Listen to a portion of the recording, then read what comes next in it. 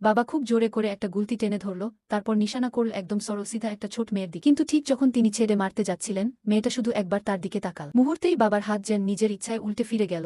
এটা আমি করিনি, তুমিই করেছ, আর বলো না। এরপর হাতটা ছেড়ে দিল নিজে থেকে। আসলে এই ঘটনার আগের দিন ওই ছোট্ট মেয়ে আর তার দিদি লুকোচুরি খেলছিল। মেয়েটা যেন লুকিয়ে থাকা দিদির থেকে না ধরা পড়ে এই ভেবে সে লুকিয়ে পড়ল একটা বরফের ফ্রিজে, কিন্তু সে জানত না সেই ফ্রিজের তালা নিজে থেকেই লক হয়ে যায়। তাড়াতাড়ি দিদি এসে পৌঁছাল ফ্রিজের কাছে, কিন্তু তখন মেয়েটা চুপচাপ, কোনো শব্দ করছিল না। তখনই চিলেকোঠার করিডোরে আরেকটা মেয়ে দৌড়ে একটা ক্লাসরুমে ঢুকে পড়ল। তার ভাই পশ্চিম তাড়াতাড়ি পেছনে পেছনে গেল, দেখল তার ছোট বোন টেবিলের নিচে লুকিয়ে আছে। কিন্তু যখন সে নিচু হয়ে ভালো করে তাকাল, সে দেখতে পেল বোনটা কোথাও নেই। এই দৃশ্য দেখে পশ্চিমের শরীর ঠান্ডা হয়ে গেল, গা শিউরে উঠল। আর তখনই মেয়েটা ফ্রিজ খুলে বাইরে আসতে চাইছিল, কিন্তু ফ্রিজ ছিল শক্তভাবে তালা দেওয়া। 2 ঘন্টা 30 মিনিট পরে পশ্চিম বুঝতে পারল যে তার বোন হয়তো সেই ফ্রিজের ভেতরে লুকিয়েছে। সৌভাগ্যবশ মেয়েটা বেঁচে গিয়েছিল, কিন্তু সেই ঘটনার পর থেকে সে যেন পুরোপুরি পাল্টে গিয়েছিল, একেবারে অন্য একজন মানুষ।